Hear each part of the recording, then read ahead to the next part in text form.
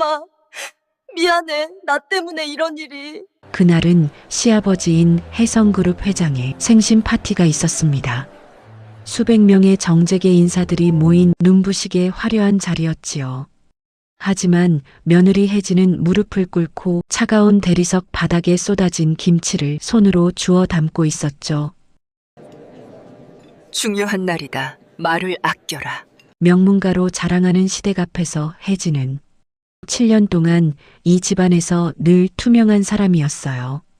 그런데 그로부터 며칠 뒤 혜성그룹 본사 앞마당에 검은 헬기 한 대가 굉음을 내며 내려앉았죠. 왕자님! 왕자님! 물러서십시오.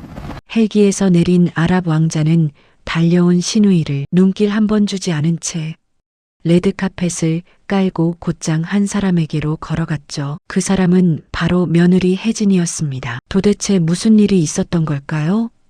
7년 동안 아무도 몰랐던 며느리의 비밀이 지금 밝혀집니다. 사연 전 구독과 좋아요로 응원해주세요. 큰 힘이 됩니다. 댓글로 어디서 보고 계신지 알려주시면 그곳에 행운이 가득하길 바라겠어요. 오늘의 사연 시작합니다. 7년의 침묵과 차가운 봄날. 5월의 햇살이 혜성그룹 회장 대저택에 드넓은 정원을 비추었습니다. 영산홍과 철쭉이 붉은 물결을 이루며 정원 곳곳을 수놓았고 고풍스러운 석조 건물과 어우러져 장관을 연출했죠. 거실 벽에는 가문의 자부심이자 역사의 기록인 푸른 기념 동판들이 서늘한 빛을 내뿜으며 손님들을 맞이했습니다. 오늘은 이대성 회장의 생신이자 중동 왕실이 발주한 100조 규모의 미래형 신도시 그린 시티 프로젝트를 대외적으로 공포하는 날입니다. 척박한 사막 위에 현대판 오아시스를 건설하는 인류 최대의 사업이었지요. 정재계 유력 인사들이 탑승한 검은색 세단들이 줄지어 들어오며 명문가의 위용을 뽐냈습니다. 건국 이래 국가의 상징을 도맡아 세워온 긍지 높은 가문, 혜성의 화려한 축제는 그렇게 시작되고 있었습니다. 한편 이 집안 며느리 서혜진은 이른 아침부터 분주하게 움직이며 파티 현장을 점검했습니다. 테이블 위에는 최고급 리넨 식탁보가 깔렸고 혜진은 그 위에 놓인 식기들의 각도까지 세심하게 살폈습니다. 어느새 혜진의 이마에는 땀방울이 맺혔고 정성을 쏟아온 손등은 찬바람과 물일에 조금 거칠어져 있었죠. 그때 시어머니 조명숙이 서혜진에게 다가왔습니다. 조명숙은 혜진의 앞치마에 묻은 작은 얼룩을 발견하고는 눈살을 찌푸렸습니다. 혜진아, 오늘 손님들이 어떤 분들인지 내가 잊은 건 아니겠지. 시어머니는 아무 말 없이 혜진의 거친 손을 내려다보다가 부채로 가볍게 가리켰습니다. 뒷정리는 이제 그만 살피고 들어가서 내 매무새나 다시 정리하렴. 명숙이 혜진의 어깨를 스치듯 지나가려다 멈춰서서 아주 나직하고 점잖은 목소리로 마지막 당부를 얹었습니다. 너는 오늘 손님들 동선 안내하고 의전에만 온 신경을 쏟으렴. 특히 중요한 손님들과 함부로 말 섞지 말고 실수라도 하면 우리 집안 격이 떨어질 수 있으니 말이야. 시어머니는 며느리 혜진을 바라보지도 않은 채 우아하게 웃으며 몰려오는 하객들을 향해 고개를 돌렸습니다. 옆에 서 있던 시누이 이유경이 와인잔을 가볍게 흔들며 혜진의 곁으로 다가왔습니다. 유경은 해외 명문대를 졸업하고 가문의 홍보를 도맡아온 엘리트답게 여유가 넘쳤죠.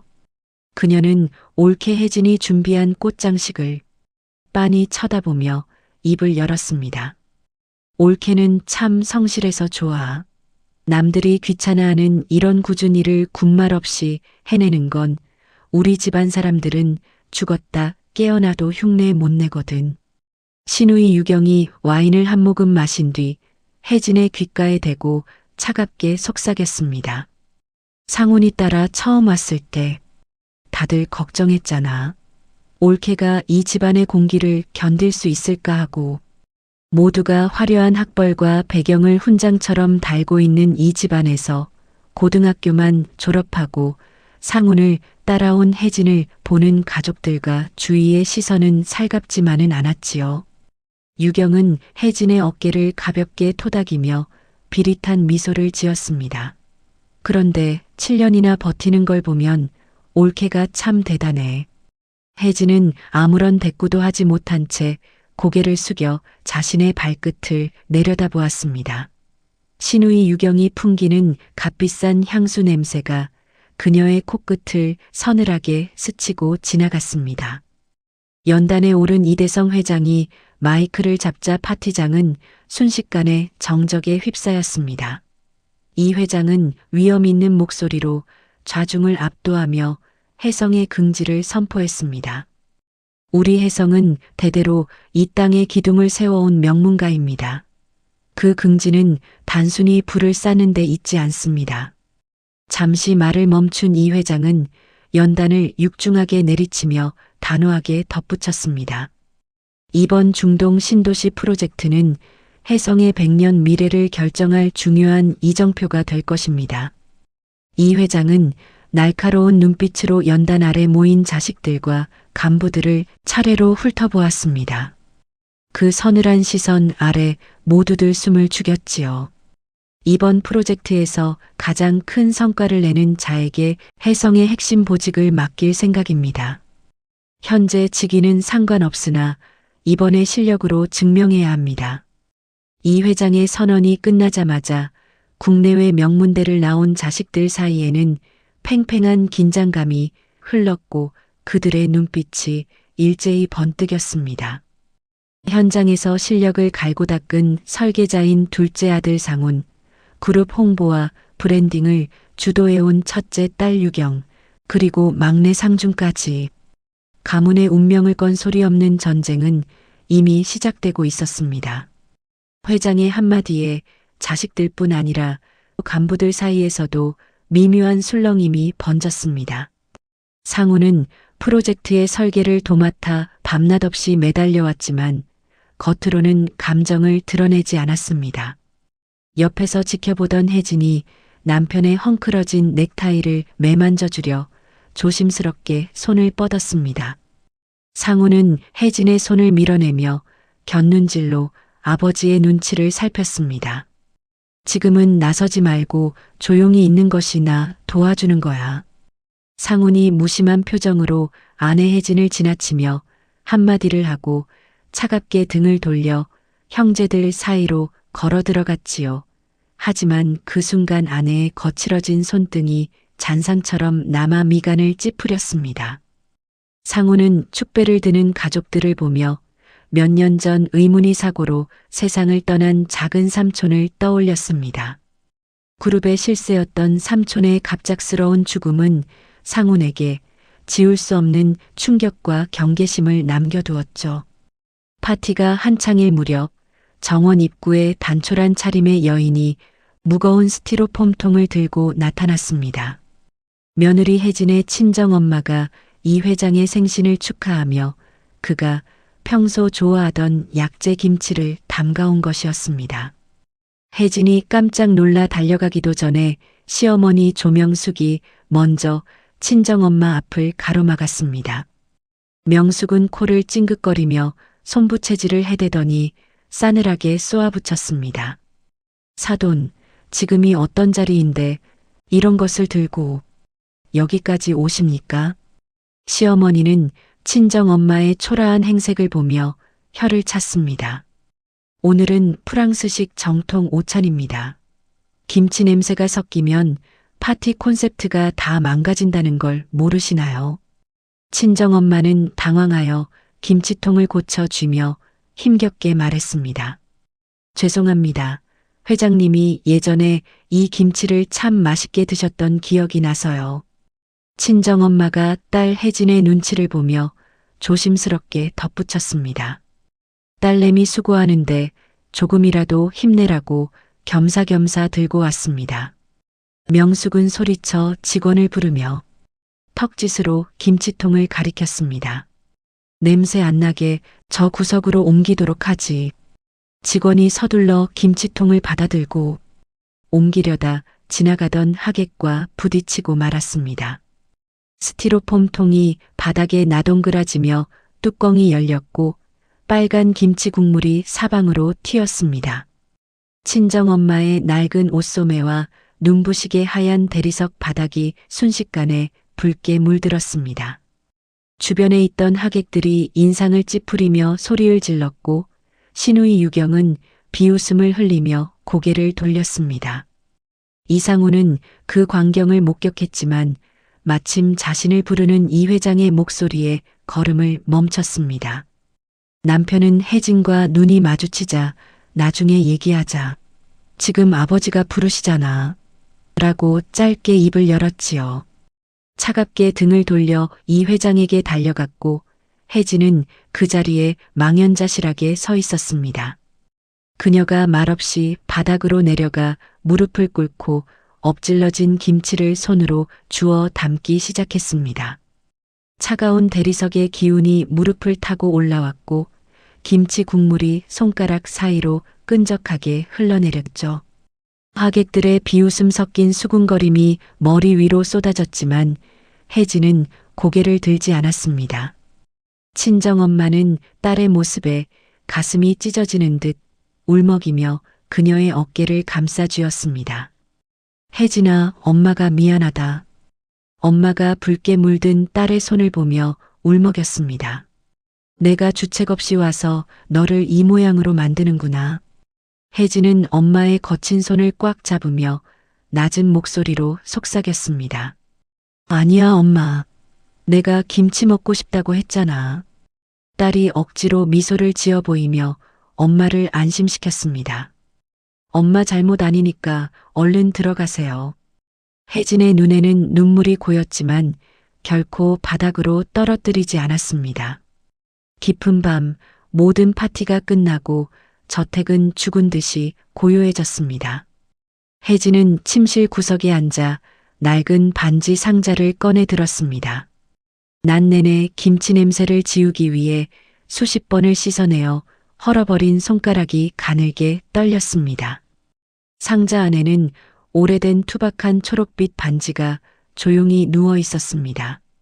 손가락 굵기에 맞춰 조절할 수 있도록 끝이 벌어진 오플링 형태의 이 반지는 혜진이 나이가 들면서 그 틈을 조금씩 늘려온 세월의 흔적이 고스란히 남아 있었습니다. 그녀는 반지를 꺼내 가만히 어루만지며 거울 속의 자신을 빤히 쳐다보았습니다. 거울 속에는 혜성가의 품격을 위해 자기를 지워버린 며느리만이 남아 있었죠. 그녀는 조용히 반지 상자를 닫고 책상 서랍 깊숙한 곳에 밀어 넣었습니다. 창밖으로 보이는 5월의 밤하늘 아래 혜성의 화려한 야경이 혜진의 차가운 눈동자에 일렁였습니다. 도면 갈피에 숨겨진 비밀. 화려했던 파티가 끝난 다음 날 오전이었습니다. 혜성가 저택의 아침 공기는 전날의 잔상이 무색할 만큼 차갑게 가라앉아 있었습니다. 하지만 그 고요를 깨뜨린 것은 저택 차고 앞에서 터져나온 한 아주머니의 처절한 절규였습니다. 10년 넘게 이 집의 꾸준히를 도맡아온 가사도우미 아주머니였습니다. 아가씨, 제발 한 번만 자비를 베풀어 주세요. 아주머니는 먼지투성이가 된 바닥에 무릎을 꿇은 채 유경의 세단 앞을 가로막았습니다. 결혼과 동시에 분가했던 유경이었지만 이번 프로젝트의 한국 부대표로 임명된 후로는 저택 별채 서재에 임시 사무실을 차려두고 매일같이 이곳을 드나들었습니다. 해외 MBA 출신의 짧게나마 현지 근무 경험까지 갖춘 그녀를 이 회장이 전적으로 신뢰한 결과였지요. 그날 오전에도 유경은 중요한 미팅을 앞두고 한치의 흐트러짐도 없는 모습으로 서둘러 차에 오르려던 참이었습니다. 제 손주 녀석이 어제 응급실에 실려갔어요. 부모도 없이 저만 보고 사는 불쌍한 놈입니다. 당장 수술하지 않으면 오늘을 넘기기 힘들다고 합니다. 뒷좌석에 앉아있던 유경은 명품 선글라스를 고쳤으며 창문을 아주 살짝만 내렸습니다. 아주머니, 해성에서 10년 일하셨으면 잘 아실 텐데요. 유경의 목소리는 서늘하리만큼 차분했습니다. 아주머니는 차 유리창에 머리를 조아리며 간절하게 매달렸습니다. 우리는 철저한 시스템과 원칙으로 운영되는 집안입니다. 개인적인 불행을 이유로 예외를 만드는 건 해성가답지 못한 일이에요. 아가씨, 이 어린 것까지 잘못되면 저는 못 삽니다. 딱 한 달치만 미리 주시면 평생 은혜 잊지 않겠습니다. 유경은 짜증 섞인 한숨을 내쉬며 시계를 확인했습니다. 미팅 시간이 촉박하다는 듯 그녀의 눈썹이 살짝 꿈틀거렸습니다. 비서실 가서 퇴직금 정산받고 오늘로 정리하세요. 아주머니의 손이 힘없이 보닛에서 미끄러졌습니다. 유경은 무표정한 얼굴로 창문을 완전히 올렸습니다. 10년이나 일한 분이 이렇게 질서를 어지럽히는 걸 보니 이제 우리 인연도 다한 것 같네요. 기사님, 출발하세요. 유경의 차는 매정한 매연을 내뿜으며 아주머니를 뒤로 한 채 차고를 빠져나갔습니다. 혜진은 주저앉아 오열하는 아주머니를 부축해 아무도 보지 않는 주방 구석으로 데려왔습니다. 아주머니, 일단 이거 가져가세요. 제가 조금씩 모아둔 비상금이에요. 혜진이 내민 봉투를 보며 아주머니는 이 큰 돈을 어쩌냐며 혜진의 손을 붙잡고 오열했습니다. 혜진은 아주머니의 눈물을 닦아주며 담담하게 말을 이었습니다. 아무 말 말고 어서 가세요. 아픈 손자도 기다리잖아요. 혜진의 눈빛은 흔들림 없이 깊고 고요했습니다. 아주머니가 연신 고개를 숙이며 멀어질 때까지 혜진은 그 뒷모습을 조용히 지켜보았습니다. 병원비는 제가 방법을 더 찾아볼 테니 일단 아이부터 살리셔야죠. 아무 걱정 말고 다녀오세요. 아주머니를 보낸 혜진은 유경의 차가 사라진 방향을 한참이나 응시했습니다. 타이틀 뒤에 숨은 오만이 얼마나 눈을 멀게 만드는지 그녀는 알고 있었습니다. 그리고 가장 낮은 곳에서 흐르는 눈물의 가치를요. 그날 이른 저녁쯤 저택 거실의 대형 TV에서는 대한민국 전체를 들썩이게 하는 긴박한 뉴스 속보가 흘러나왔습니다. 뉴스 속보입니다. 해성그룹이 주도하는 100조 규모의 그린 시티 프로젝트가 드디어 사흘 뒤 최종 협약식을 가집니다.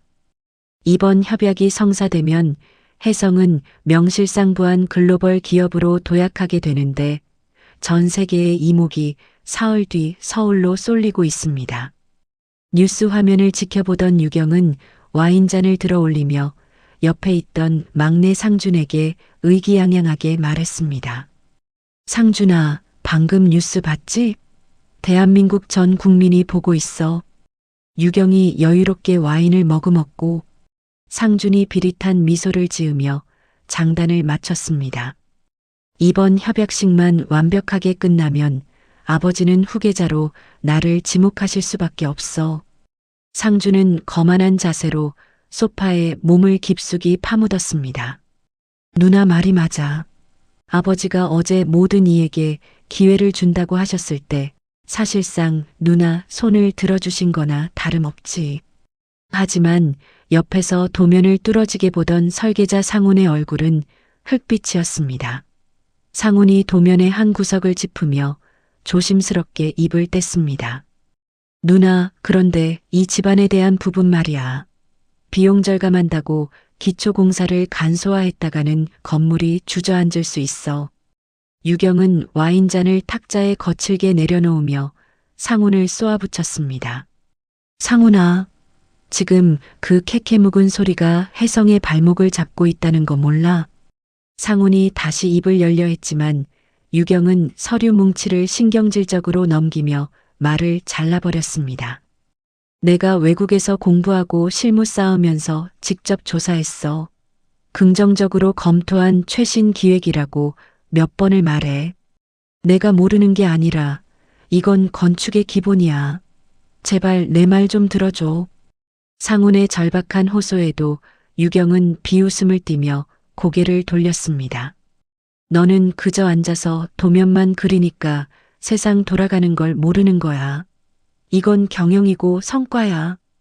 혜진은 그들의 날 선 대화가 오가는 서재 안에서 아무 소리 없이 찻잔을 비우고 쟁반을 챙겼습니다.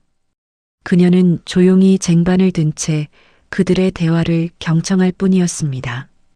밤늦게 모두가 잠든 시각, 상우는 홀로 서재에 남아 전전긍긍하며 도면을 뒤적이던 중이었습니다. 답답함에 책상 위에 쌓인 두꺼운 전공 서적 한 권을 뒤적이다 책 갈피 사이에서 바랜 종이 한 장이 툭 하고 발치로 떨어졌습니다. 상우는 무심코 종이를 주워들었다가 그대로 얼어붙었습니다. 그것은 누군가 연필로 꾹꾹 눌러 쓴 중동지질의 특성과 지하수의 흐름을 정밀하게 분석한 낡은 노트지였습니다. 이건 단순한 수치가 아니야. 중동의 지질을 이렇게 정확하게 꿰뚫고 있다니. 상우는 의문에 휩싸인 채 이름 모를 조력자의 메모를 움켜쥐었습니다. 누가 이걸 여기에? 분명 아까까진 없었는데.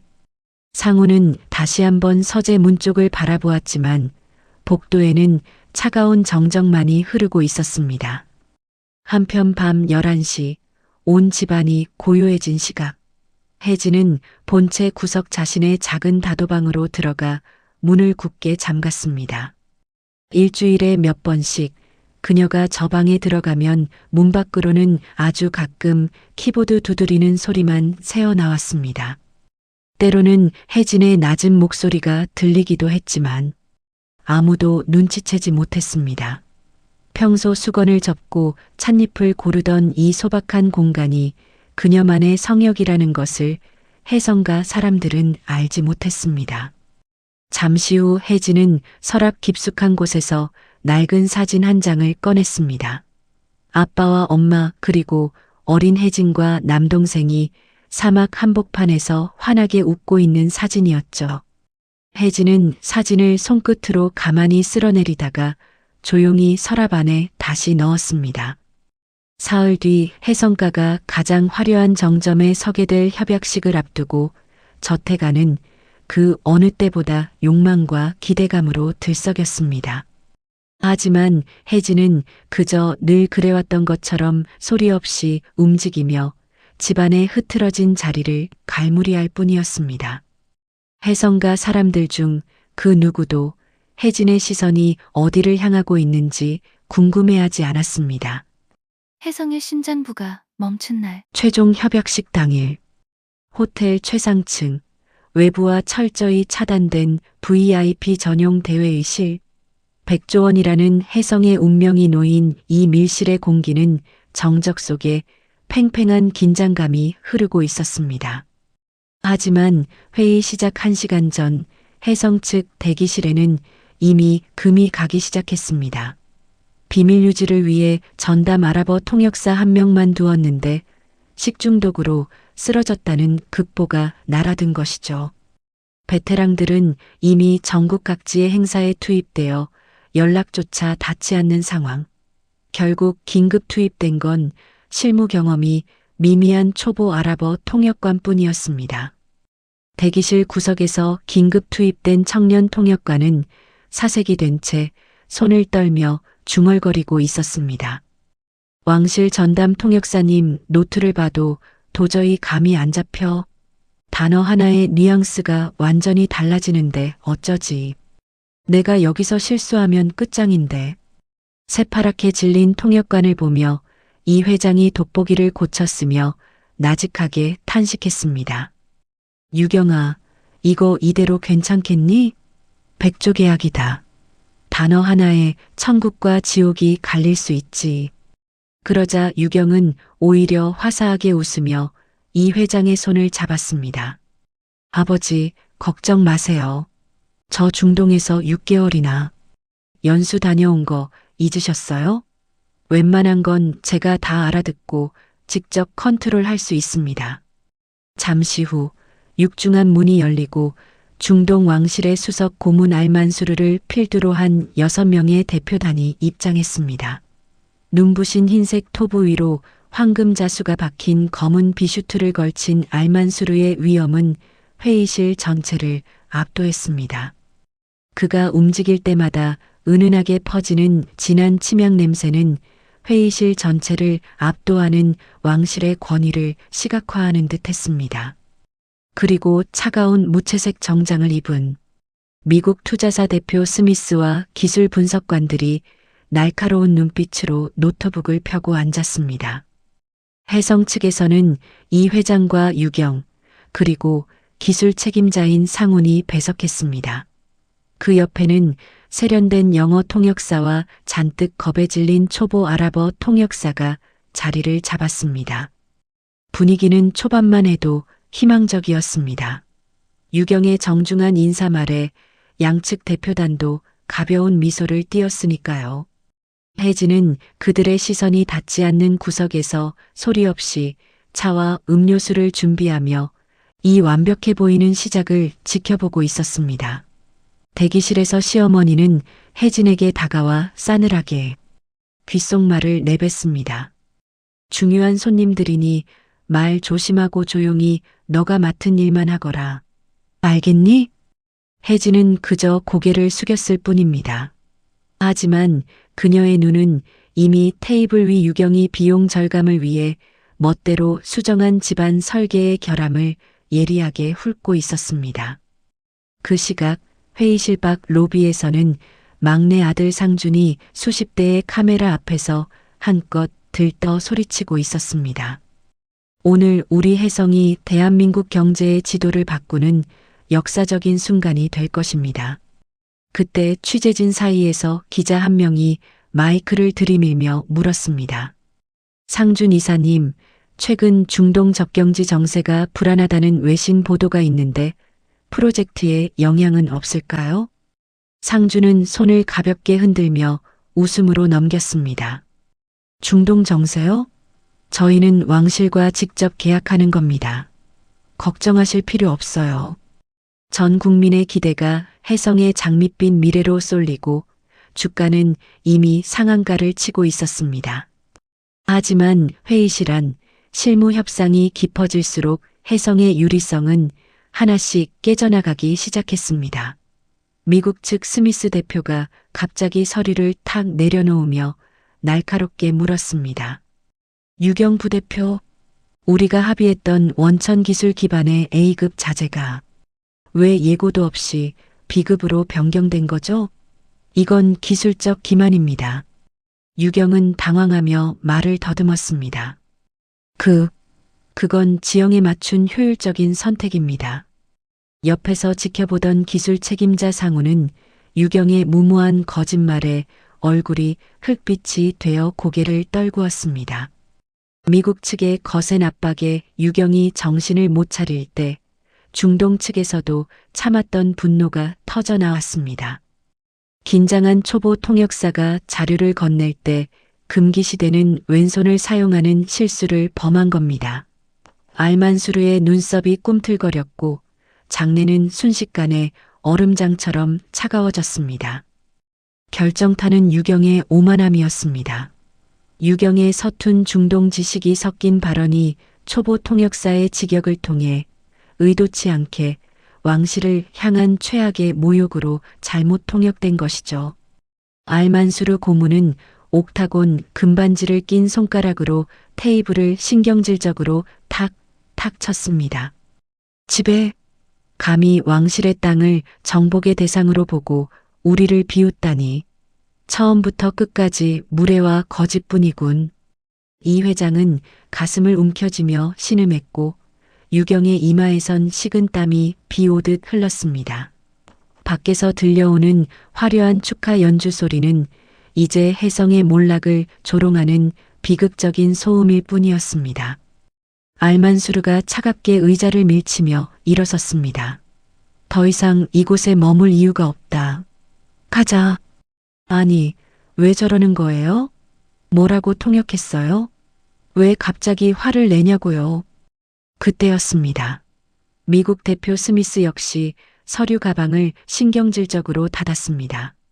탁! 하는 날카로운 소리가 정막을 깼습니다. 언어도 기술도 예의도 준비되지 않은 파트너와 백조를 논할 순 없습니다. 협상은 여기까지죠. 실망스럽군요. 자신만만했던 유경의 이마에 식은땀이 맺히고 목소리가 파들거렸습니다. 백조원의 계약서는 순식간에 휴지 조각이 될 위기에 처했지요. 쟁반을 든 채 조용히 차를 나르던 며느리 혜진은 회의장을 보며 이 상황이 무엇을 의미하는지 알고 있었습니다. 그녀의 눈에 보이는 것은 단순히 화가 난 외국 대표단이 아니었습니다. 여기서 이 문이 열리고 저들이 나가버린다면 혜진의 머릿속에는 거대한 도미노가 쓰러지는 소리가 들리는 듯 했습니다. 내일 아침 곤두박질칠 혜성의 주가, 백조를 믿고 끌어다 쓴 천문학적인 단기 채권의 만기, 그리고 뒤이어 터져나올 기술 사기 의혹까지.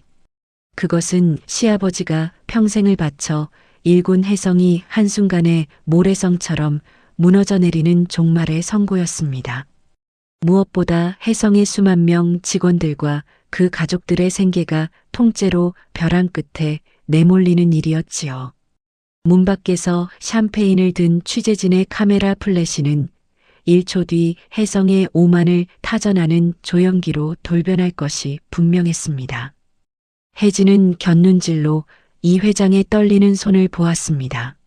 여기서 저들의 발걸음을 멈춰 세우지 못한다면 다시는 혜성의 이름으로 이 문을 열 수 없게 될 테니까. 알만수르 고문이 문을 향해 성큼성큼 걸어갔고 미국 대표단 역시 차가운 시선으로 짐을 챙겨 몸을 돌렸습니다. 이 회장의 안색은 흑빛이 되었고 유경은 넋이 나간 채 무너져 내리기 직전이었습니다. 혜성그룹의 심장에 칼이 박히기 1초 전 양측 대표단이 차가운 문고리를 잡으려던 그 절망적인 찰나. 정적을 깨고 누군가의 구두 소리가 홀 안을 울렸습니다.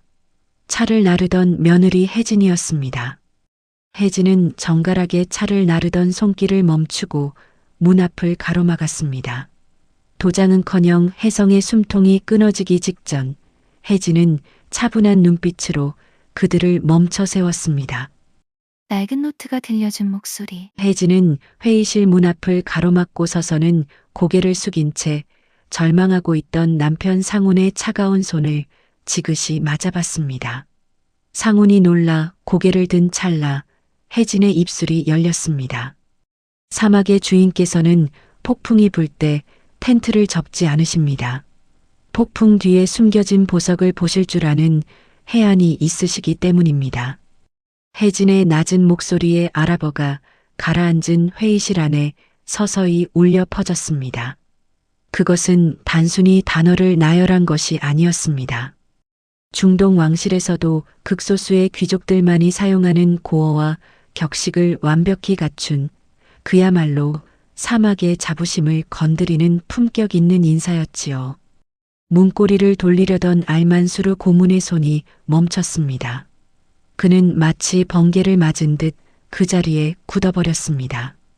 천천히 몸을 돌린 그의 눈에 단아한 차림의 혜진이 들어왔습니다. 혜진은 흔들림 없는 눈빛으로 그의 시선을 마주하며 다시 한번 정중한 아랍어 예법으로 그를 멈춰 세웠습니다. 오늘의 무례는 혜성의 진심이 부족해서가 아니라 귀한 손님을 맞이하려는 열정이 앞서 발생한 불장사일 뿐입니다. 지혜로운 고문님께서 너그러운 마음으로 이 찰나의 폭풍을 거두어 주시겠습니까? 알만수르의 눈썹이 꿈틀거렸습니다.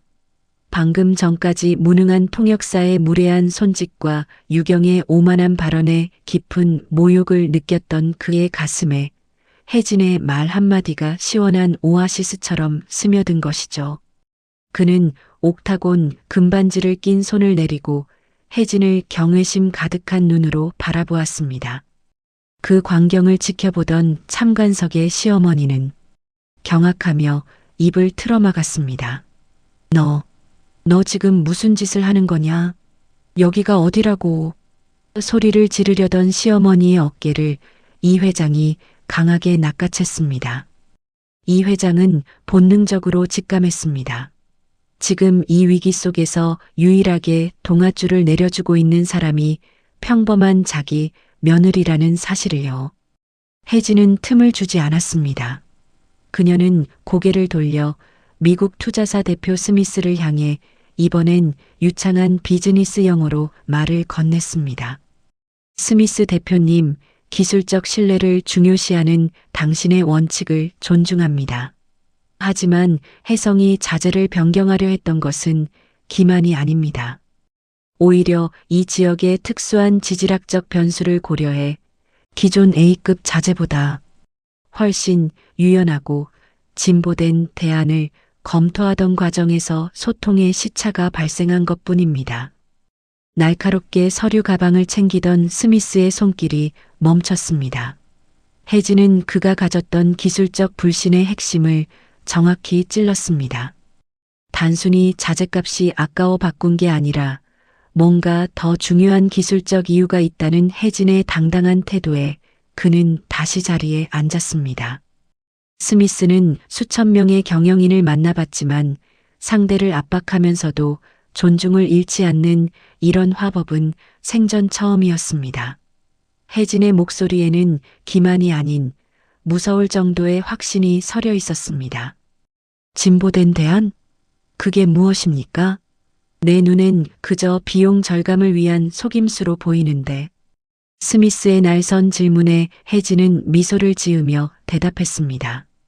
그 답은 오늘이 아닌 내일 아침에 직접 확인해 주십시오. 100조 원이라는 가치는 단순히 계약서 위의 숫자가 아니라 30년 뒤에도 사막 위에 당당히 서 있을 혜성의 자존심입니다. 딱 24시간만 주십시오. 내일 오전 10시 이곳에서 두 분과 대표단에게 저희의 새로운 설계와 진심을 보여드리겠습니다. 혜진의 목소리는 낮았지만 회의실 안의 모든 공기를 지배하고 있었습니다. 알만수르 고문은 스미스 대표와 짧은 눈빛 교환을 나누었습니다. 그리고 이 방안에 그 누구도 아닌 혜진을 향해 정중히 고개를 숙였습니다. 혜진에게는 7년 만에 처음으로 시댁과 연관된 장소에서 온전히 한 명의 인간으로 인정받는 순간이었습니다. 좋소. 혜성에 이런 현자가 숨어 있는 줄 몰랐군. 당신의 눈빛에 담긴 진심을 믿고 24시간의 유예를 주겠소. 그리고 몸을 돌려 이 회장을 보며 단호하게 말했습니다. 단 조건이 있소. 내일 협상의 입과 귀는 오직 이 여인이 맡아야 할 것이오.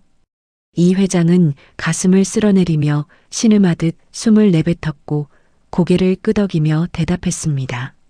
잘 알겠습니다.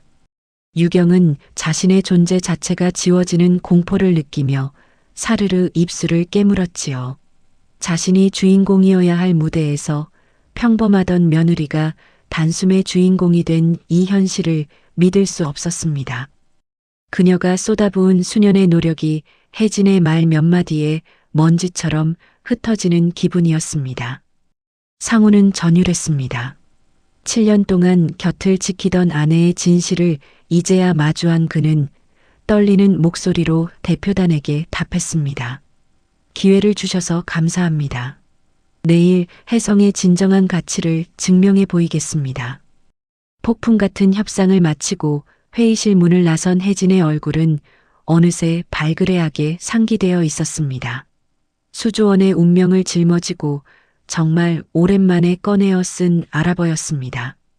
꼿꼿했던 어깨에 긴장이 풀리자 그제야 참았던 안도의 한숨이 새어나왔습니다. 다행이다. 정말 다행이야. 혜진은 떨리는 손을 맞잡으며 생각했습니다. 자신이 영웅이 되고 싶어서가 아니라 오직 남편과 회사 그리고 수많은 직원의 생계가 달린 이 회사를 지켜내고 싶어낸 용기였기 때문입니다. 협상단이 빠져나간 회의실. 육중한 문이 열리는 순간 복도 끝에서 초조하게 대기하던 기자들이 술렁이기 시작했습니다. 안 나오는 줄 알았는데 분위기가 바뀐 건가? 대표단 표정이 나쁘지 않은데 결렬이 아니었어? 카메라 플래시가 미친 듯이 터졌습니다. 기자들은 혜성의 파멸이 아닌 예상치 못한 정적과 반전에 당황하며 연신 셔터를 눌러댔지요. 하지만 혜진은 그 화려한 조명 속에서도 다시 조용한 며느리의 모습으로 돌아와 고개를 숙였습니다. 쏟아지는 기사들의 질문 공세 속에서 혜진은 자신을 경악한 눈으로 바라보는 시어머니와 유경의 시선을 외면하고 프로젝트를 살릴 방법을 모색하고 있었습니다. 100조 원의 운명을 쥐고 돌아온 혜진의 등 뒤로 혜성에 무너져가던 주가 전광판이 비로소 하락을 멈추고 팽팽하게 멈춰 섰습니다. 집으로 돌아오는 길, 차 안에는 기묘한 정적이 흘렀습니다. 시어머니는 창밖을 보며 입을 굳게 다물었고 유경은 주먹을 꽉 쥔 채 혜진을 노려보았습니다. 그리고 속으로 생각했습니다. 내일은 언어 노름으로 안 끝날 거야. 기술적인 문제는 어떻게 풀 건데? 이제 남은 시간은 단 24시간. 혜진과 상훈, 두 사람만의 진정한 밤이 시작되고 있었습니다. 혜성의 심장을 다시 뛰게 하기 위해 둘은 서재에 불을 밝히고 나란히 앉았지요. 거대한 설계도 위에 두 사람의 그림자가 하나로 겹쳐졌습니다.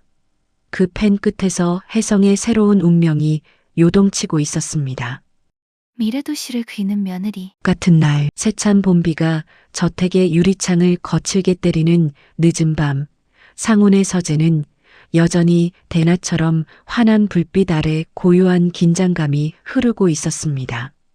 책상 위에는 상훈이 누나 유경 몰래 이미 따로 공학자들에게 자문받아온 제안서들과 복잡한 도면들이 발 디딜 틈 없이 널려 있었죠. 상훈은 붉게 충혈된 눈으로 설계도를 짚으며 씁쓸하게 입을 열었습니다. 이게 내가 찾은 해결책이야. 집안을 고정하려고 파이프를 격자 형태로 심는 공법이지. 안전성은 완벽해. 하지만 초기 공사비가 너무 올라가서 스미스나 알만수르가 동의하지 않을 거야. 상훈은 자신의 무력함에 괴로운 듯 펜을 내려놓고 고개를 숙였습니다. 그때 냉장고 문이 열리는 소리와 함께 혜진이 김이 서린 시원한 음료 2캔을 들고 다가왔습니다. 치익하며 캔을 따는 청량한 소리가 서재의 무거운 정적을 갈랐습니다. 상훈 씨, 이거 마시고 해요. 사막의 낮을 견디게 하는 건 거창한 기계가 아니라 이런 작은 시원함이거든요. 상훈은 혜진이 건넨 차가운 캔을 손에 쥐며 의아한 듯 물었습니다. 혜진아, 아까부터 궁금했어. 당신 그 아랍어는 대체 어디서 배운 거야? 그리고 이 복잡한 설계도며 전문 용어들. 내가 알던 당신 맞아? 혜진은 옆에 앉아 옅은 미소를 지으며 헝클어진 도면 사이에서 며칠 전 그가 발견한 낡은 메모지 한 장을 조심스럽게 꺼내 들었습니다. 상훈 씨, 아까부터 이 메모지에 적힌 내용 유심히 보셨죠? 현장을 모르면 절대 쓸 수 없는 이 비법들. 사실 제 아버지의 기록이에요. 상훈의 눈이 경악으로 커졌습니다. 뭐? 이게 장인어른의 기록이라고? 네. 우리 아빠 중동 건설 현장에서 잔뼈가 굵은 소장이셨던 거 잊으셨어요? 남들 학교 갈 때 전 아빠 손잡고 사막 먼지 속에서 도면 심부름하며 10년을 보냈거든요. 내 학교는 교실이 아니라 사막이었고 내 교과서는 아빠의 설계도와 노트였어요. 상훈의 눈이 경악으로 커졌습니다. 그저 가난한 집 딸로만 알았던 아내의 뒤편에 그런 현장의 시간이 숨어 있을 줄은 몰랐던 거죠. 비록 대학 졸업장은 없어도 현장의 생리는 누구보다 잘 알아요. 당신이 기술적으로 고민할 때 조금이라도 힘이 될까 싶어 제가 몰래 끼워 넣었던 거예요. 혜진은 말을 마치고 상훈이 고민하던 도면의 빈 구석에 무언가를 빠르게 적어 내려갔습니다. 상훈의 시선이 혜진의 손끝을 따라 움직였고 이내 그의 입술이 가늘게 떨렸습니다. 혜진아, 이게 정말 가능한 일이야? 혜진은 대답 대신 상훈의 헝클어진 옷매무새를 반듯하게 고쳐주며 속삭였습니다. 저 믿고 한 번만 더 힘내봐요. 내일 회의실에서 보여주는 거예요. 우리가 만든 오아시스가 얼마나 대단한지. 상훈은 터져나오는 감탄과 미안함을 누르며 아내를 품에 꽉 끌어안았습니다. 혜진의 어깨 너머로 보이는 도면 위에는 상훈조차 생각지 못한 기막힌 역전의 한 수가 적혀 있었습니다. 다음 날 오전 혜성 본사 대회의실은 숨소리조차 크게 내지 못할 만큼 무거운 긴장감이 감돌았습니다. 호텔과는 비교도 안 될 만큼 차갑고 딱딱한 공기가 혜성의 심장부를 가득 채우고 있었죠. 중동의 권력자 알만수르 고문은 굳은 표정으로 상훈의 발표를 지켜보고 있었습니다. 함께 배석한 투자 대표 스미스가 만년필을 탁탁 두드리며 날카로운 질문을 던졌습니다. 설계는 훌륭합니다만 초기 투자비가 예상치를 훌쩍 뛰어넘는데 왕실이 왜 이런 사치스러운 모험에 도장을 찍어야 합니까? 이 큰 시스템을 돌릴 전기는 또 어디서 구하고요? 상훈이 어젯밤 혜진과 나누었던 대화에 확신을 가슴에 품고 자리에서 일어났습니다. 저희는 사막의 뜨거운 햇볕을 동력 삼아 지각 아래 잠들어 있는 냉기를 펌프처럼 길어 올릴 겁니다. 하늘의 빛과 땅의 기운이 맞물려 돌아가는 자급자족 시스템이죠. 상훈의 말이 끝나기 무섭게 혜진의 입술이 우아하게 움직이기 시작했습니다. 남편이 설명한 기술의 정수를 아랍의 품격 있는 은유와 날카로운 비즈니스 용어로 직조하여 알만수르의 귀에 직접 꽂아 넣었죠. 회의실 안의 사람들은 그녀의 매혹적인 언어와 선율에 압도되어 숨을 죽이고 경청하고 있었습니다. 마치 거친 모래바람을 잠재우는 감미로운 아리아처럼 혜진의 목소리는 회의실의 차가운 공기를 단숨에 바꿔놓았습니다. 고문님, 이 설계대로라면 도시 전체 냉방 에너지의 40%가 즉시 절감됩니다. 초기 공사비는 30% 정도 상승하겠지만 에너지 운영비에서 아끼는 비용만으로도 5년 안에 투자금을 모두 회수할 수 있습니다. 알만수르의 눈빛이 미묘하게 흔들리는 것을 포착한 혜진이 확신에 찬 목소리로 쐐기를 박았습니다. 저희는 단순히 건물을 짓는 비용이 아니라 관리비 걱정 없는 에너지 자립 도시라는 거대한 미래, 가치를 제안하는 것입니다. 이거는 대대손손 누릴 마르지 않는 오아시스를 사는 일입니다. 혜진의 아랍어 설명이 끝을 맺자 알만수르 고문의 입가에 비로소 만족스러운 미소가 번졌습니다. 그는 상훈과 혜진을 한참 동안 번갈아 보더니 만족스러운 듯 껄껄 웃으며 만년필을 꺼냈습니다. 허허, 정말 명쾌하군. 돈을 쓰는 게 아니라 돈을 버는 도시를 가져오다니. 혜성의 며느리가 그 고운 언어 속에 무서운 칼을 감추고 있었어. 그가 계약서에 서명을 하려던 결정적인 찰나 회의실 문이 벌컥 열리며 비서가 하얗게 질린 얼굴로 뛰어들어왔습니다. 동시에 회의실 안 수십 명의 스마트폰이 비명 같은 알람 소리를 내며 울리기 시작했죠. 전쟁입니다. 중동 접경지에서 전면전이 터졌습니다. 대형 화면에는 불길이 치솟고 미사일이 날아다니는 중동의 현지 모습이 긴급 속보로 떴습니다. 속보 중동 접경지 미사일 피격, 전면전 발발, 전 세계 육아 폭등 및 주가 낙하. 회의실은 순식간에 아수라장이 되었습니다. 스미스 대표는 서류를 가방에 쑤셔 넣으며 거칠게 소리쳤습니다. 전쟁이라니. 당장 계약 중단하세요. 이건 전면 무효입니다. 알만수르 고문 역시 굳은 표정으로 자리에서 일어나 수행원들과 함께 서둘러 회의실을 빠져나갔습니다. 참관석에서 이 광경을 보던 시어머니는 하얗게 질린 채 자리에 얼어붙었습니다. 그녀는 아무 말도 하지 않았지만 천천히 고개를 돌려 며느리 혜진을 소리 없이 째려보았습니다. 그 차가운 눈빛은 마치 이 참극이 혜진의 무모한 기획 때문에 일어난 것인 양 보였습니다. 화면 속 불길을 응시하던 노 회장의 지팡이가 힘없이 바닥을 긁었습니다. 평생 혜성을 일궈온 거구의 어깨가 처음으로 눈에 띄게 휘청였습니다. 노 회장은 입을 굳게 다문 채 떨리는 눈으로 아들 상훈을 가만히 응시했습니다. 로비로 나오자 큰 누나 유경이 넋이 나간 얼굴로 상훈의 팔을 거칠게 붙잡았습니다. 상훈아, 이거 다 어떡하니? 전쟁이 났다는데 이제 우리 회사 다 망한 거 아니야? 내가 이럴 줄 알았어. 괜히 옳게 말 듣고 헛꿈 꾸다가 이게 무슨 날벼락이니? 상훈은 힘없이 로비 소파에 털썩 주저앉으며 고개를 깊게 숙였습니다. 혜진아, 이제 정말 끝인가? 우리가 밤잠 설쳐가며 만든 미래의 오아시스가 이렇게 순식간에 모래성처럼 무너져 버리네. 혜진은 상훈의 곁으로 다가가 그의 떨리는 손을 두 손으로 가만히 감싸쥐었습니다. 아수라장이 된 로비 한가운데서 혜진의 눈만은 폭풍 속의 등대처럼 고요하고 맑게 빛나고 있었습니다. 아니요, 상훈 씨.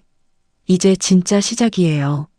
폭풍이 거세게 불어야 사람들은 오아시스가 얼마나 소중한지 알게 되는 법이거든요. 전쟁이 세상을 태울수록 우리가 만든 시원한 안식처를 저들이 더 간절하게 찾게 될 거예요. 혜진의 목소리는 떨림 없이 단단했고 그 울림은 로비에 조용히 울려 퍼졌습니다. 폭우가 쏟아지는 창밖을 응시하는 혜진의 뒷모습에서 오랜 세월을 인내하고 지낸 이의 강건함이 엿보였지요. 폭풍 전야, 멈춰버린 시계. 전쟁 속보가 터진 지 채 1시간도 되지 않아 혜성 본사 로비는 유례없는 긴장에 휩싸였습니다. 대형 스크린에선 외신들이 쏟아내는 긴급 속보가 쉴 새 없이 흘렀고 해외 사업부 직원들은 굳은 표정으로 전화기를 붙든 채 분주히 뛰어다녔지요. 그 무거운 공기를 뚫고 유경의 차가운 목소리가 로비에 울려 퍼졌습니다. 옳게, 이제 이건 국가 비상사태라고. 지금부터는 경영진인 내가 정권을 잡고 수습할 테니 그만 물러나 있어. 유경은 혜진을 밀어내며 곁에 선 비서들에게 비상대책회의 소집을 지시했습니다. 옆에 서 있던 상훈은 유경의 서슬 퍼런 기세에 눌려 혜진의 팔을 조심스레 붙잡았지요. 혜진아, 일단 누나 말대로 하는 게. 불안에 떠는 남편의 목소리에 혜진은 오히려 그의 손을 꽉 쥐었습니다. 그리고 상훈의 눈을 똑바로 응시하며 옆에 서 있는 유경까지 다 들으라는 듯 단호하게 말했습니다. 상훈 씨, 경영자가 위기 상황에 봐야 할 건 매뉴얼이 아니라 기회예요. 지금 저들을 이대로 보내면 혜성은 정말 끝나요. 혜진의 흔들림 없는 눈빛에 상훈은 숨을 들이켰습니다. 혜진은 남편의 손을 천천히 놓으며 덧붙였습니다. 제가 다시 저들을 원래 자리로 돌아오게 할게요. 혜진은 유경을 지나쳐 로비 문을 박차고 나갔습니다. 구두굽이 대리석 바닥을 울리는 소리가 비장하게 로비에 울려 퍼졌습니다. 본관 입구에는 이미 리무진들이 엔진 소리를 내며 출발을 서두르고 있었습니다. 미국 측 스미스 대표가 차 문을 닫으려던 찰나 혜진이 달려가 문 사이로 손을 집어넣었습니다. 쾅! 하는 소리와 함께 무거운 차 문이 혜진의 손등을 때렸습니다. 혜진 씨, 미쳤어요? 손이. 스미스가 깜짝 놀라 창문을 내렸습니다. 혜진의 손등에선 어느새 붉은 피가 배어 나오고 있었지만 그녀는 신음 한 번 내지 않았습니다. 오히려 그 고통을 비웃듯 스미스의 눈을 쏘아보았지요. 스미스 대표님, 이 문 닫으시면 당신은 오늘 가장 멍청한 투자자로 기록될 겁니다. 전쟁터 한복판에서 유일하게 에너지를 자급자족하는 요새의 독점권을 당신 손으로 버리시는 거라고요. 딱 5분입니다. 스미스는 혜진의 손등에서 흐르는 피와 그보다 더 뜨거운 확신이 서린 눈빛을 번갈아 보았습니다. 결국 그는 깊은 한숨을 내쉬며 차에서 내렸습니다. 스미스를 돌려세운 혜진이 다시 로비로 들어섰을 때 마침 걸어 나오던 중동 대표단과 마주쳤습니다. 70대의 노신사, 노참모는 지팡이를 짚은 채 혜진을 지나치려 했지요. 그때였습니다. 정오의 햇살이 로비 유리창을 통과해 혜진의 손가락에 낀 낡은 초록색 반지를 강렬하게 비추었습니다. 반지를 본 순간 노참모의 지팡이를 짚은 손이 멈췄습니다. 그는 마치 시간이 멈춘 듯 혜진의 손가락을 뚫어지게 응시했지요. 안색은 종이장처럼 창백해졌고 떨리는 손으로 품 안에서 위성 전화를 꺼내 구석으로 황급히 발을 옮겼습니다. 예, 찾았습니다. 그 반지가 지금 해성 본사에 있습니다. 짧은 통화를 마친 노참모가 돌아와 알만수르 고문이 앞을 막아섰습니다. 알만수르가 짜증을 내며 재촉하자 노참모가 낮지만 단호한 목소리로 말했습니다. 고문님, 차를 돌려야 합니다. 이건 단순한 비즈니스가 아닙니다. 왕실의 명령입니다. 왕실의 명령이라는 말 한마디에 알만수르의 표정이 굳었습니다. 노참모의 서슬 퍼런 기세에 눌린 그는 영문도 모른 채 혜진을 향해 발길을 돌렸습니다. 투자자들이 제 발로 돌아오자 유경은 자기가 상황을 수습한 줄 알고 다시 마이크를 잡았습니다. 역시 현명한 판단이십니다. 제가 매뉴얼에 따라 안전한 계약 파기 절차를. 하지만 스미스 대표가 의자를 거칠게 빼며 말을 잘랐습니다. 부사장님, 비켜주시죠. 우리는 당신의 이론을 들으러 온 게 아닙니다. 전쟁이라는 지옥에서 우리 돈을 지켜줄 저혜진 씨의 실무적 통찰을 들으러 온 겁니다. 당신은 현장을 모르지 않습니까? 유경의 얼굴이 수치심으로 붉게 달아올랐습니다. 혜진은 유경을 대신해 당당히 도면 앞에 섰습니다. 전쟁이 나면 국가 전력망은 가장 먼저 파괴됩니다. 하지만 우리가 설계한 도시는 외부 지원 없이도 스스로 숨쉬는 최후의 요새입니다. 지금 계약을 파기하시면 나중에 입주권을 얻기 위해 지금의 10배를 내셔야 할 겁니다. 혜진의 말이 끝나자 회의실엔 숨소리조차 들리지 않는 서늘한 정적이 감돌았습니다. 스미스 대표는 들고 있던 만년필을 멈춘 채 혜진의 도면을 뚫어지게 응시했고 알만수르 고문은 혜진의 확신에 찬 눈빛에서 전율을 느낀 듯 마른 침을 삼켰습니다. 투자자들은 서로의 얼굴을 번갈아 보며 웅성거리기 시작했지요. 10배라고? 저 여자의 눈빛을 봐. 허풍이 아니야. 그들의 머릿속에선 이미 손익계산기가 빠르게 돌아가고 있었습니다. 전쟁이라는 거대한 위기를 독점적 기회로 치환해버린 혜진의 통찰력에 냉철한 자본가들이 압도당한 순간이었습니다. 옆에 서 있던 상우는 그 팽팽한 긴장감 속에서 아내의 옆모습을 보며 자신도 모르게 흐르는 뜨거운 눈물을 삼켰습니다. 7년간 자신이 지켜온 줄 알았던 아내가 사실은 지금 혜성을 지탱하는 거대한 기둥이 되었음을 깨달은 것이지요. 그때였습니다. 쿠르릉 건물 전체를 흔드는 거대한 진동과 함께 본관 광장에 굉음이 울려 퍼졌습니다. 회의실의 대형 유리창이 덜덜 떨렸고 사람들은 본능적으로 창밖을 향해 시선을 돌렸습니다. 거대한 먼지바람을 일으키며 건물 앞마당에 착륙하는 검은색 헬기. 그 위험 넘치는 실루엣 위로 수많은 시선이 집중되었습니다. 노참모는 조용히 자리에서 일어나 창밖의 헬기를 향해 깊게 고개를 숙였습니다. 오셨군요. 노참모의 나직한 혼잣말이 정적을 깼습니다. 모두가 넋이 나간 채 헬기를 바라보는 가운데 혜진만이 묵묵히 자신의 손등에 맺힌 피를 닦아내며 창밖을 응시했습니다.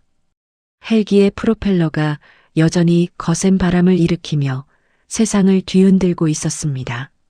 22년 만에 해후. 본관 광장에 내려앉은 검은색 헬기의 육중한 프로펠러가 멈추기도 전이었습니다. 거기서 뿜어져 나오는 거센 바람은 해성 본사 로비 유리창을 깨뜨릴 듯 흔들었고 그 서늘한 바람은 로비 깊숙한 곳까지 밀려들었습니다. 유경과 그녀의 남동생 상주는 이 거대한 기회를 놓칠세라 옷매무새를 가다듬으며 누구보다 빠르게 레드카펫 앞으로 달려나갔지요. 유경은 평소의 도도함을 잠시 내려놓고 세상에서 가장 우아하고 비굴한 미소를 지으며 손을 내밀었습니다. 오셨습니까, 왕자님? 해성건설의 부사장 유경입니다.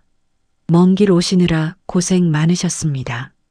하지만 헬기에서 내린 왕자는 그녀의 손을, 아니 그녀의 존재 자체를 쳐다보지도 않았습니다. 마치 그곳엔 투명한 공기만이 존재하는 것처럼 왕자는 유경과 상준을 그대로 지나쳐 회의실을 향해 성큼성큼 직진할 뿐이었지요. 민망하게 허공에 머문 유경의 손이 미세하게 떨렸습니다. 수많은 카메라 플래시 속에서 그녀의 자존심이 바닥으로 추락하는 순간이었습니다. 회의실 문이 거칠게 열리고 모두가 숨을 죽인 채 왕자의 발걸음을 쫓았습니다. 그의 걸음이 멈춘 곳은 회의실 구석 가장 낮은 곳에서 묵묵히 서 있던 혜진의 앞이었습니다. 잘 지냈어요, 혜진? 그 반지를 여전히 지니고 있었군. 왕자의 입에서 나온 다정한 이름 두 자의 회의실의 공기가 얼음물이라도 부은 듯 차갑게 얼어붙었습니다. 혜진은 떨리는 손가락을 말아쥐었습니다. 그 순간 그녀의 귓가엔 22년 전 사막의 모래바람 소리가 들려오는 듯 했습니다. 12살의 어린 혜진이 사막 한복판에서 사경을 헤매던 한 소년을 발견했을 때 그녀는 그가 왕자인 줄도 몰랐습니다. 그저 죽어가는 생명을 살려야 한다는 일념으로 제 몸짓만 한 소년을 등에 업고 발바닥이 터져라 사막을 걸었지요. 그 인연으로 왕실에 여러 번 초대받아 그들의 언어를 익히고 그 복잡하고 엄격한 예법을 몸으로 배웠던 그 어린 날의 기억들이 마치 흑백 영화처럼 혜진의 머릿속을 스쳐 지나갔습니다. 혜진은 벅차오르는 감정을 억누르며 담백한 미소로 고개를 숙여 화답했습니다. 왕자님, 다시 뵙게 되어 기쁩니다. 여전하시네요. 왕자를 구한 이방인 소녀가 아닌 당당한 비즈니스 파트너로서 건네는 혜진의 유창한 아랍어 인사에 유경과 상준 남매는 말문이 막힌 채 아연실색한 표정으로 서로를 바라볼 뿐이었습니다. 저 여자가 대체 누구길래? 하는 경악 섞인 질문이 그들의 눈동자 속에서 소용돌이치고 있었지요. 인사는 짧았지만 그 울림은 길었습니다. 혜진은 곧바로 도면 앞에 서서 브리핑을 시작했습니다. 그녀의 입에선 유경이 읊어대던 딱딱하고 공허한 이론이 아닌 사막의 토질과 현지의 전력망, 그리고 숫자가 살아 움직이는 독보적인 전략이 쏟아져 나왔습니다. 사막 한복판뿐만이 아니라 서울과 뉴욕에도 같은 쌍둥이 빌딩을 세워 서로 연결한다니 이건 정말 기발한 아이디어군요. 미국 측 스미스 대표는 연신 고개를 끄덕이며 혜진의 도면에서 눈을 떼지 못했습니다. 유경이 가져온 허울뿐인 보고서에는 눈길 한 번 주지 않던 까다로운 그였지만 혜진이 발로 뛰며 채워 넣은 치밀한 실전 데이터 앞에서는 전폭적인 신뢰의 눈빛을 보냈지요. 결국 혜성의 운명을 바꿀 역사적인 서명이 시작되었습니다. 혜성의 회장이자 혜진의 시아버지는 긴장된 손으로 계약서에 사인을 마쳤습니다. 그는 펜을 내려놓고는 대견한 듯 옆에 선 아들 상훈의 등을 툭툭 두드려 주었습니다. 그리고 결혼 후 7년이라는 긴 세월 동안 단 한 번도 보여주지 않았던 깊고 흡족한 미소를 혜진을 향해 지어 보였습니다. 그것은 집안의 며느리뿐이 아니라 이 프로젝트의 구원자로 인정한다는 무언의 표시이지요. 그 광경을 회의실 구석에서 지켜보던 시어머니는 뒷걸음질을 치다 차가운 벽에 부딪혔습니다. 저런 귀한 일을 내가 집안일이나 시키고 무시하다니. 내가 무슨 짓을 한 거야. 혜진이 왕실의 귀빈이었다는 사실, 그리고 그 왕자가 혜진의 눈빛 하나에 고개를 숙인다는 사실을 확인한 순간 시어머니는 제 발등을 찍는 심정으로 사색이 되어 몸을 떨었습니다. 본관 앞 레드카펫 위로 헬기 이륙을 위한 바람이 다시 일기 시작했습니다. 혜진은 상훈의 손을 꽉 잡고 왕자 그리고 스미스 대표와 함께 당당히 헬기에 올랐습니다. 멀찍이 밀려난 유경과 상주는 거센 헬기 바람을 온몸으로 맞으며 엉망이 된 머리칼을 움켜쥐었습니다. 눈으로 들어오는 흙먼지를 막으려 손으로 얼굴을 가렸지만 그 틈으로 보이는 헬기 안의 혜진은 너무나 평온해 보였습니다. 자신들의 시대가 비참하게 저물었음을 본능적으로 직감한 그들의 얼굴 위로 비참한 그림자가 드리워졌습니다. 헬기가 상공으로 서서히 떠오르자 왕자가 혜진을 향해 선언하듯 말했습니다. 이번 프로젝트의 답방은 한국에서 오직 혜진 씨 부부만 초청하겠습니다. 다른 누구의 배석도 허락하지 않겠습니다. 그 말은 유경의 모든 정치적 야망을 한순간에 짓밟는 선고였습니다. 헬기가 시야에서 멀어져 점이 될 때까지 사람들은 고개를 들고 그 광경을 지켜보았습니다. 헬기가 완전히 사라지자마자 밑에서 대기하던 수십 명의 취재진이 유경에게 미친 듯이 달려들었습니다. 부사장님, 며느님이 왕실과 이런 특별한 인연이 있었다는 걸 전혀 모르고 계셨던 겁니까? 며느님이 사실상 혜성을 살리셨는데 한 말씀 부탁드립니다. 쏟아지는 카메라 플래시와 송곳 같은 질문들 앞에 유경은 비참하게 가방으로 얼굴을 가린 채 도망치듯 자리를 떠나야 했습니다. 그 뒷모습 위로 혜성의 새로운 별이 떠오르고 있었습니다. 그날 저녁 도심의 소음이 들리지 않는 정적 속에 오직 혜진 부부와 대표들만 참석한 작은 축하 만찬이 비밀리에 열렸습니다. 왕자는 상훈에게 혜진과의 오랜 우정을 회고하며 무거운 금빛 잔을 높이 들었지요. 상훈 씨, 혜진 같은 보석을 곁에 둔 당신이 이 세상에서 진정한 승리자입니다. 그녀의 눈빛은 22년 전이나 지금이나 변함없이 맑군요. 상훈은 혜진의 손을 테이블 밑에서 가만히 맞잡고 생각했지요. 우리가 어떻게 여기까지 올 수 있었을까? 그 깊은 물음과 함께 참으로 많은 일이 있었던 혜성의 기적 같은 하루가 막을 내리고 있었지만 그들 앞에는 누구도 예상치 못한 또 다른 일이 기다리고 있었습니다. 서울에서 피어나는 오아시스. 글로벌 협상과 만찬이 끝난 며칠 뒤 혜성가의 거실에는 유례없는 긴장이 감돌았습니다. 회장은 준엄한 표정으로 모든 가족과 핵심 임원들을 소집했습니다. 유경은 마지막까지 자리를 보전하려 서류 챙기는 척을 했지만 장내엔 이미 서늘한 침묵이 흐르고 있었지요. 시아버지는 안경을 벗어 테이블 위에 내려놓으며 입을 열었습니다. 오늘부로 혜성건설의 신임 사장은 상훈이다. 그리고 이번 백조 신도시 프로젝트의 공동대표로 혜진을 임명한다. 앞으로 이 프로젝트의 모든 결정은 혜진이를 통해야만 할 것이다. 그동안 다른 형제들에게 치이던 상훈을 경영의 전면에 내세우고 혜진을 단순한 며느리가 아닌 그룹의 핵심 이사급 파트너로 격상시킨 파격적인 선언이었습니다. 이어 회장의 시선은 유경을 향했습니다. 유경아, 너는 부사장직을 내려놓고 내일 당장 해외 지사로 떠나거라. 가서 현장 밑바닥부터 다시 배워. 외국어 공부도 좀 더 하고 오고. 유경은 망치로 머리를 맞은 듯 얼어붙었습니다. 곁에서 눈치를 보던 막내 아들에게도 불호령이 떨어졌지요. 유경과 막내가 멍해진 표정으로 굳어버린 그때 상훈이 혜진이 지난 7년간 홀로 써내려간 수십 건의 독학 노트를 가족들 앞에 펼쳐놓았습니다. 누나 혜진이가 굳은 집안일하고 있을 때 누나는 파티장을 누볐지? 혜진이는 모두가 잠든 새벽마다 다양한 언어와 경제학 공부를 하고 어렸을 때부터의 지인들과 소통하며 국제 감각을 유지하고 있었어. 그렇게 준비되었던 혜진이가 결국 이 프로젝트를 구하게 된 거야. 상훈의 일침에 집안은 숙연해졌습니다.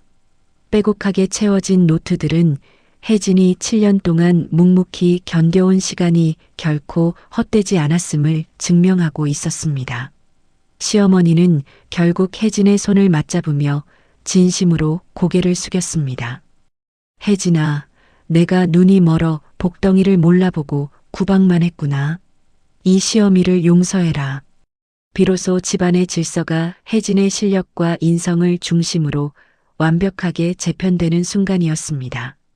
모든 소집과 임명 발표가 끝난 뒤 혜진은 화려한 거실을 뒤로하고 익숙한 자신만의 공간, 다도방 겸 작은 서재로 들어왔습니다. 문을 닫자마자 팽팽했던 긴장이 풀리며 깊은 숨이 터져 나왔지요. 혜진은 책상 가장 깊숙한 서랍을 열어 낡은 서류 봉투 하나를 꺼냈습니다. 그 안에는 15년 전 차마 버리지 못해 모서리가 다 헤어진 명문대 합격 통지서가 들어 있었습니다. 그 종이를 손끝으로 쓸어내리자 주마등처럼 과거가 스쳐 지나갔습니다. 15년 전 혜진은 미국 아이비리그의 한 명문대로부터 합격 통지서를 받았습니다. 하지만 기쁨도 잠시, 아버지가 갑작스러운 사고로 세상을 떠나셨고 혜진은 합격증 대신 한국행 편도 티켓을 손에 쥐어야 했습니다. 한국 공항에 내렸을 때 마주했던 차가운 공기, 그리고 살림만 하느라 세상 물정 모르던 엄마. 19혜진은 그날 결심했었습니다. 나보다는 우리를 먼저 살리기로요. 자신의 꿈이었던 입학 통지서를 서랍 깊숙이 묻어두고 2살 터울 남동생의 학비를 위해 고된 아르바이트 현장으로 뛰어들었던 그 어린 날의 자신이 떠올라 끝내 참았던 눈물이 흘러내렸습니다. 그때 혜진을 축하해 주려 서재 문을 열고 들어오던 상훈이 멈춰 섰습니다. 아내의 눈물에 당황한 상훈의 시선이 그녀가 미처 감추지 못한 낡은 종이에 머물렀지요. 혜진아, 이건 종이에 적힌 미국 명문대 로고와 합격이라는 글자를 본 상훈의 눈시울이 붉어졌습니다. 그제야 상훈은 깨달았습니다. 혜진이 왜 그토록 밤마다 서재에서 혼자 공부를 했는지, 왜 남들이 알아주지 않을 때 슬픈 미소만 지었는지 말입니다. 그것은 자격지심이 아니라 자신이 지켜온 가족에 대한 긍지였다는 것을요. 상훈은 말없이 다가가 혜진의 어깨를 감싸 안았습니다. 고생 많았어, 혜진아. 정말 고마워. 시간은 흘러 어느덧 그린시티 프로젝트의 한국 건물 완공식을 며칠 앞둔 어느 늦은 오후였습니다. 가장 높은 건물 옥상 정원에는 아주 특별한 손님들이 모였습니다. 비싼 정장 차림의 귀빈들이 아닌 혜진이 가장 힘들 때 곁을 지켜준 소중한 인연들이었지요. 혜진의 곁에는 평생 자식 뒷바라지에 고생만 하신 친정엄마, 그리고 혜진이 힘들 때마다 남몰래 반찬을 챙겨주며 따뜻한 위로를 건네주던 가사도우미 아주머니가 있었습니다. 그리고 아주머니의 손바닥 위에서 보석처럼 귀하게 자란 8살 손자 민우와 이제야 혜진의 참뜻을 깨달은 상훈도 뒤늦게 자리를 함께했습니다. 사실 민우는 큰 병을 앓아 혜진이 남몰래 가슴을 졸이며 돌봤던 아이였습니다. 혜진이 생활비를 쪼개어 민우의 약값을 보탰던 것은 아무도 모르는 비밀이었지요. 아줌마, 저 이제 하나도 안 아파요. 이것 보세요. 앙상했던 예전 모습은 온데간데 없이 민우는 통통하게 살이 오른 얼굴로 옥상 정원을 뛰어다녔습니다. 정원 한가운데 설치된 사막의 오아시스를 상징하는 작은 분수대 앞에서 민우는 신기한 듯 물장구를 쳤지요. 혜진과 상우는 나란히 앉아 그 모습을 흐뭇하게 지켜보았습니다. 혜진이 직접 싸온 소박한 김밥을 상훈의 입에 넣어주자 상훈은 아내의 어깨를 감싸며 속삭였습니다. 혜진아, 민우가 저렇게 뛰어노는 걸 보니 이제야 진짜 신도시가 완성된 것 같아. 여기가 진짜 오아시스네. 혜진은 22년 전 사막에서 소년 왕자에게 물을 건넸던 그때처럼 이제는 왕쾌하여 생기가 넘치는 민우에게 시원한 물 한 잔을 건넸습니다. 멀찍이 밀려난 유경이 짐을 싸서 초라하게 떠나는 뒷모습이 아래로 보였지만 혜진은 더 이상 눈길을 주지 않았습니다. 혜진에게 소중한 것은 화려한 권력이 아니라 자기가 지켜낸 사람들의 웃음소리였으니까요. 황금빛 노을이 신도시 정경 위로 쏟아지고 혜진은 평온한 미소를 지었습니다. 상우는 그런 혜진의 손을 더욱 꽉 맞잡았습니다. 두 사람의 발치에서 솟아오르는 오아시스의 물줄기가 노을빛을 바다보석처럼 빛나고 있었습니다. 세상은 흔히 간판과 지위로 사람을 평가하지만 운명은 결국 그 사람의 진심과 실력에 문을 열어줍니다. 진정한 승리는 누군가를 무너뜨리는 것이 아니라 내 곁에 소중한 사람들과 함께 웃을 수 있는 자리를 만드는 것이 아닐까요? 거대한 빌딩보다 혜진을 더 빛나게 했던 건 노을 지는 정원에서 건넨 따뜻한 물 한 잔과 소박한 김밥이었습니다. 지금 외로운 싸움을 하고 계신 분이 있다면 기억해 주세요. 여러분이 진심으로 심어온 씨앗은 언젠가 반드시 당신만의 아름다운 오아시스로 피어날 것입니다. 이 이야기가 마음에 남으셨다면 구독과 좋아요 그리고 따뜻한 댓글로 함께 해주세요. 큰 힘이 됩니다. 여러분의 하루에도 잔잔한 행복이 머물길 바라며 지금까지 은빛구름TV였습니다. 감사합니다.